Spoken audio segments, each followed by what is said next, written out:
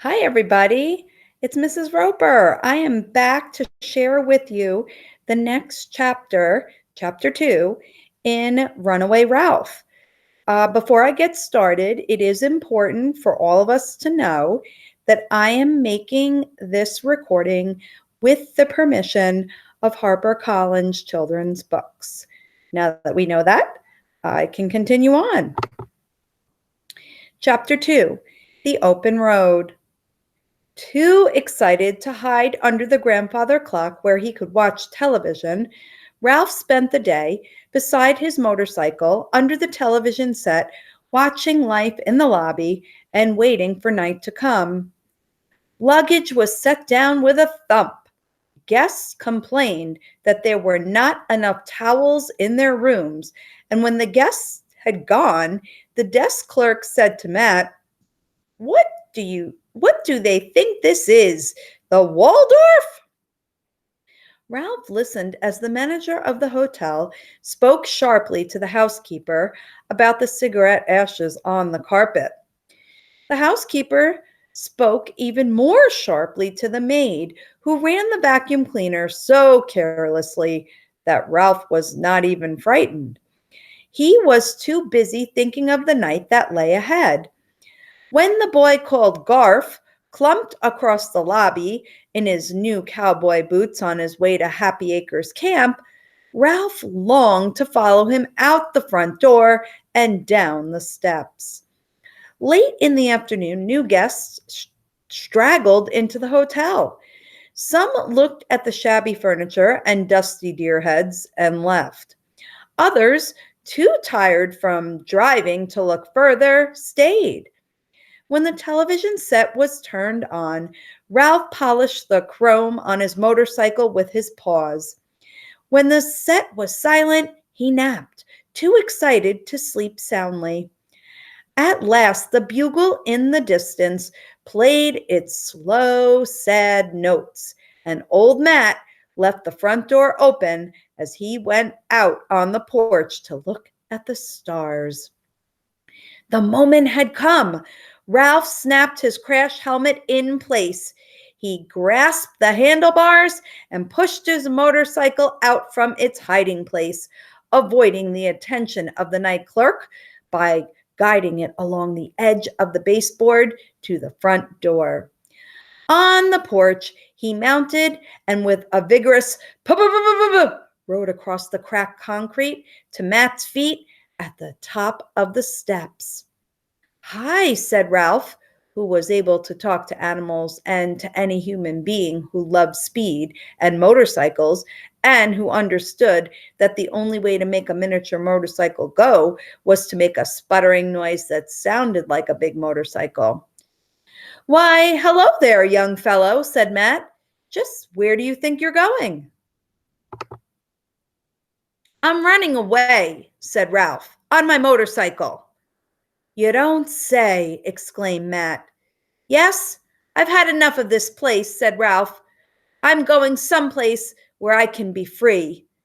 "You want to get away from your family?" said Matt, grasping the situation at once.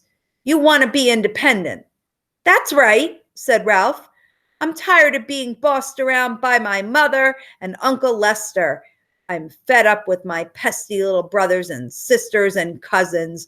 I don't want to grow up to be another crumb-scrounging mouse. I want adventure and excitement, and I'm going to ride off on my motorcycle and find it." "Sounds good," observed Matt. "I wish I could do the same. Just ride off into the night on a motorcycle. I always wanted a motorcycle, but I never could afford one. When I was young, I had to help my folks, and then I had a family of my own to take care of. Now that my family has grown up and gone away, I'm too old for a motorcycle." The mouse and the man were silent a moment before Ralph said, "Well, I guess I'd better be going." "So long," said Matt. "Good luck. I'm going to miss you. It always cheered me up to see you tearing around the halls like a little daredevil. Made the suitcases seem lighter somehow." With that parting comment, he turned and started back toward the door of the hotel. "Hey, wait!" squeaked Ralph. Matt turned. "You want something?" For some reason, Ralph hesitated before he said, "I was wondering if you would lift my motorcycle down the steps for me." "And I was wondering how you were going to manage," remarked Matt, but he did not move to help Ralph. I'd like to get started," said Ralph. "I have a long way to go tonight." "Sorry, I can't help you out," said Matt. Ralph was astounded. For a grown-up human being, Matt always had been cooperative. "How come?" he demanded. "If I lifted your motorcycle down the steps, you would be depending on me," said Matt. "And depending on others is not being independent." Ralph was bewildered. "But how am I going to get my motorcycle down the steps without breaking it?" "I don't know," admitted Matt. "I just hope I don't have to come out here in the morning and sweep up pieces of red motorcycle." He turned then and went back into the hotel, closing the door behind him. "Well, how do you like that?" said Ralph to himself. "And all the time I thought he was my friend." Off in the distance, an owl hooted. The night suddenly seemed vast, and a mouse, a very small creature indeed. The row of empty chairs rocking in the breeze made Ralph nervous. He could not get over the feeling there were unseen people sitting in them, ghosts who might at any moment chase him and steal his motorcycle. He looked down at the 3 concrete steps and the curve of the driveway below them. His motorcycle was a good, sturdy vehicle, but it would never survive 3 bounces on concrete. It would be smashed to bits. Bits for Matt to keep up in the morning, sweep up in the morning. Suddenly, Ralph was angry. He was furious at the way his old friend had treated him. He would show Matt that he could manage without help. Matt would come out in the morning expecting to find Ralph waiting to be let in, but Ralph would fool him. He wouldn't be waiting, and there wouldn't be any broken motorcycle at the foot of the steps either. Ralph set about finding a solution to his problem. He looked at the ghostly rocking chairs, the cracked concrete porch, the steps, and the asphalt driveway below. Once Ralph had taken the trouble to look, the solution to getting his motorcycle down the steps seemed surprisingly easy. About 3 inches below the porch on either side of the steps was a sloping section of concrete, a sort of ramp intended as an edge to the steps. The 2 ramps were about 10 inches wide and each sloped down to a flat section. Below each flat section was a shrub that had been pruned into a somewhat lopsided ball of leaves. All Ralph had to do was ride his motorcycle over the edge, down the slope, and into the shrub, which would break his fall, and let him gently slide through the leaves to the ground. The only problem was that terrifying tree, inch drop from the porch to the slanting concrete. But Ralph was sure that with a cool head and steady paws, he could manage. He would show old Matt a thing or two. Ralph wheeled his motorcycle back from the edge of the porch, but in line with one of the concrete ramps. High speed would be best, he decided.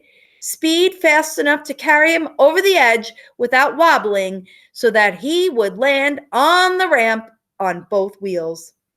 Ralph's heart was pounding as he mounted his motorcycle, but his head was cool and his paws steady on the handle grips. Ralph drew a deep breath. His paws tightened on the handle grips. He rode smoothly toward the edge of the porch. He held his breath as he shot out into space as he had planned. There was a sudden, heart-shaking drop before the tires hit the ramp. At this point, everything went wrong. Before Ralph realized what was happening, the motorcycle shot down the ramp, which was worn smooth by the many children who had slid down it. Ralph flew into the air and fell upside down into the shrub. He lost his grip on the motorcycle and felt himself brushed by leaves and scratched by twigs until he came to rest, wedged into the crotch of a small branch. His helmet had fallen off. One ear was scratched and he was badly frightened, but he was not injured. When Ralph had caught his breath and his heart no longer pounded against his ribs, he boosted himself up so that he was sitting in the crotch of the twig. The shrub was not the leafy cushion he had expected. From his perch in the center, he could see that the leaves grew only at the tips of the twigs and that the bush, which had looked soft and springy from the outside, was on the inside leafless and spiky with dead twigs. My motorcycle, thought Ralph frantically. Where is it? Then he saw it, far above his head, hanging on a twig by its back wheel. His helmet, however, had bounced to the ground. Ralph did the only thing he could do, and that was climb up his motorcycle and start chewing. The twig that held the motorcycle had a dry and dusty taste, but Ralph chewed until it snapped, and the motorcycle slid down to the crotch of the twig below. Ralph climbed down, and when he could not free the motorcycle with his paws, he started chewing once more. No little cousin was ever going to say to him, "What happened to your motorcycle, Ralph? Huh? What happened to your motorcycle?" Ralph chewed his motorcycle from one twig to the next, and the lower he went, the thicker the twigs became. By the time the motorcycle finally dropped to the ground beside the helmet, Ralph's jaws ached. He dragged the motorcycle across the weedy patch of lawn to the driveway and was about to mount when the door of the hotel unexpectedly opened and old Matt, in pajamas and bathrobe, stepped out on the porch and looked around. The little fellow must have managed to get his motorcycle down the steps somehow, Ralph heard Matt mutter to himself. Now maybe I can get some sleep. I guess I showed you, thought Ralph grimly as he mounted his motorcycle and sped off down the open road, off into the dark and scary night. So long, brothers, sisters, cousins. So long, Uncle Lester. So long, Matt. Ralph was on his way. Ralph bounced along the uneven driveway to the mountain highway, where he quickly discovered that one of the ribbons of concrete, pressed smooth by passing tires, made a good highway for a mouse. He then made an even more exciting discovery: gravity. With a good fast start, he could coast downhill with amazing speed. The halls of the Mountain View Inn were never like this. Ralph sped through a night that fulfilled his dreams of freedom. It was a night of danger and adventure. Once, when Ralph was frightened by the headlights of an approaching car, he swerved to the side of the road, where he and his motorcycle were caught in the backdraft of the passing car and tumbled about like old gum wrappers and tossed into the weeds. Afterward, Ralph was alert when he heard a car approaching and got off the road and clung to a weed until the car roared past. He was exhilarated by this test of his skill. Toward dawn, logging trucks began to rumble down the mountain, shaking the earth as they came. Ralph never had seen anything so terrifying as those great double-tired monsters with logs lashed to their truck beds barreling down the center of the highway, and he knew the time had come to hide for the day. He ate some dusty weed seeds, drank dew, slept under a leaf, and started off once more at nightfall toward the sound of the bugle. Between cars and trucks, Ralph tore along the highway through the shadows of the night. This ride was the freedom he had dreamed of. Speed without effort. Once the thought crossed his mind that if he should ever want to return to the Mountain View Inn, he could never make it back up the mountain under his own power. What a silly thought! Why should he ever want to go back to the inn when he could travel this way? On the third night of Ralph's journey, as darkness faded and the pine trees gave way to scrub oak, Ralph found himself out in the open where there were no sheltering shadows. A milk truck rattled past on its way to the Mountain View Inn. Blackbirds greeted the dawn with bursts of gurgling song, and not far away, a rooster crowed. A pheasant flew low across the road, startling Ralph and causing him to collide with a piece of gravel. The road, which now followed an irrigation ditch, had leveled off, and Ralph had to produce his own power. As Ralph putted along on his motorcycle, daylight made him uneasy. He was looking for a place to hide when the notes of the bugle, so close he felt as if they might shatter him, burst forth in the lively morning tune. Before they died away, laughter and shouts filled the air. Medium-sized boys and girls, peanut butter and jelly sandwiches. Ralph had reached his destination. Ralph wished old Matt could see him as he rode off the road and bounced onto a gravel lane that crossed a small bridge over the irrigation ditch. Ahead lay a number of low, weathered buildings surrounded by lawn and shaded by walnut trees. Boys and girls were washing their faces in wash basins set on benches. A big brown dog, barking furiously, came bounding toward Ralph, who stopped, frozen with terror. The dog stopped too, so suddenly he nearly sat down in the gravel. He recovered himself and approached, snuffling with his wet black nose. Ralph sat with his paws clutching his handle grips in fear while the horrible black nose sniffed him. "And just who do you think you are?" asked the dog. "Quiet, Sam!" yelled a boy. Mouse?" Ralph felt very, very meek. Sam eyed Ralph with curiosity. "Where did you get the motorcycle?" he wanted to know. "A boy gave it to me."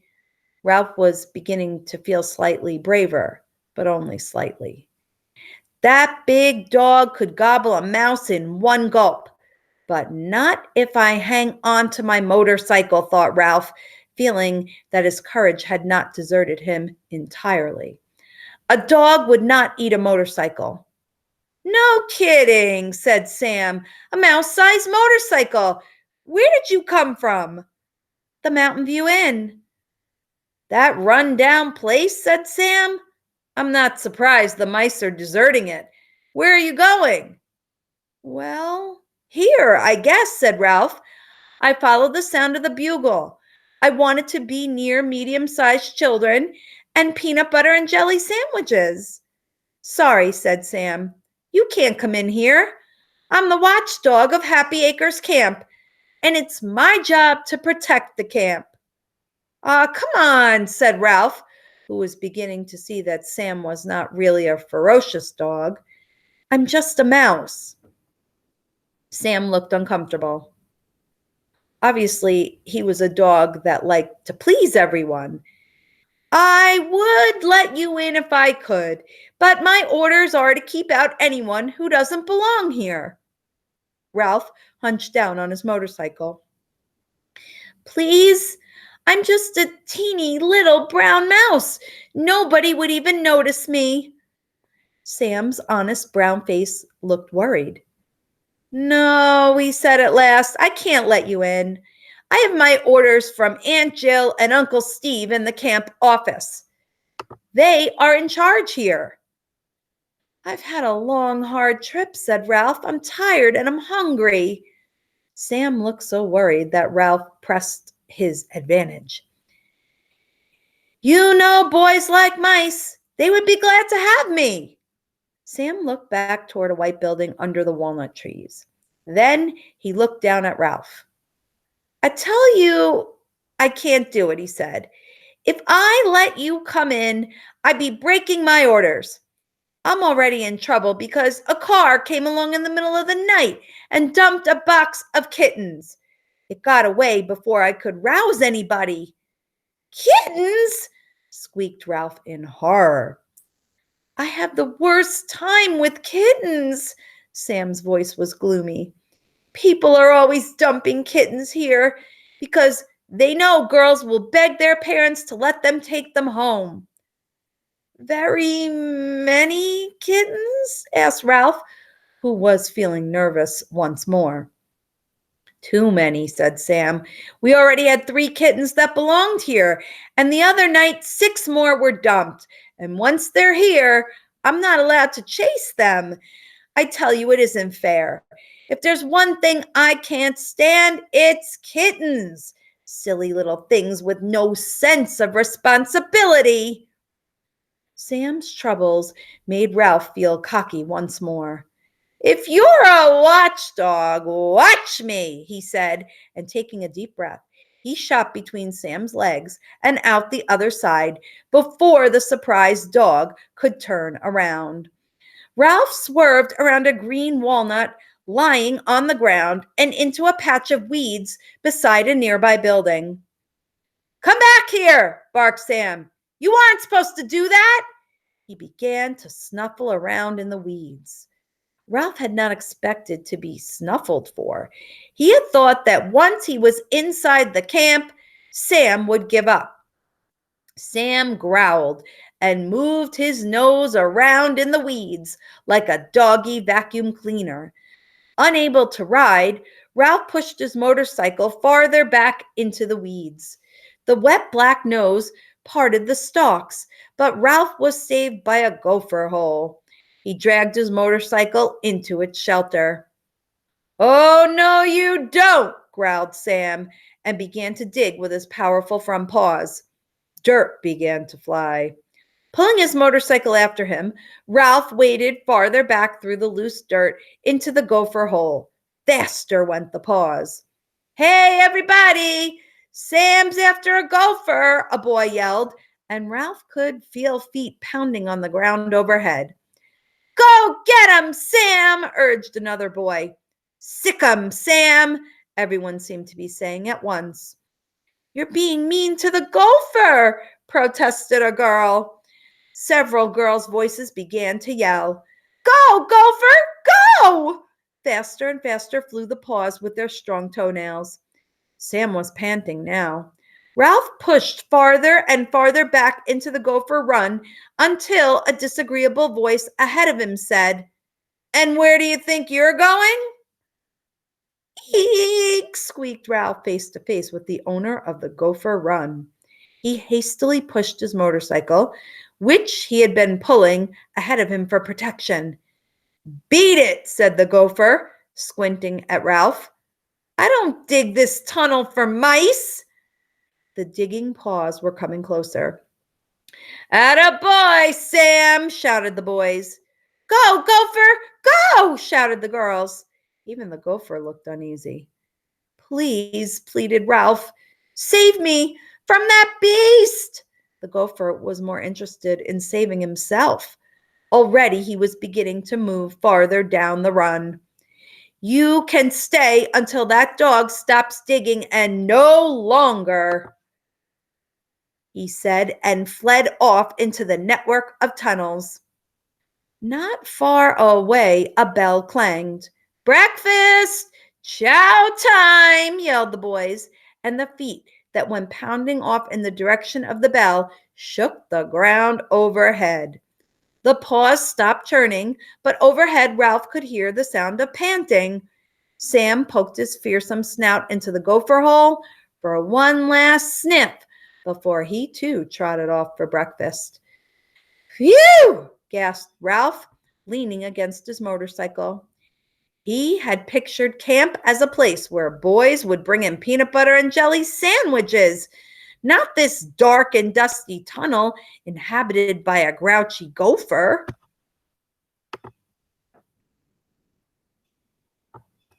I hope you enjoyed Chapter 2 of Runaway Ralph.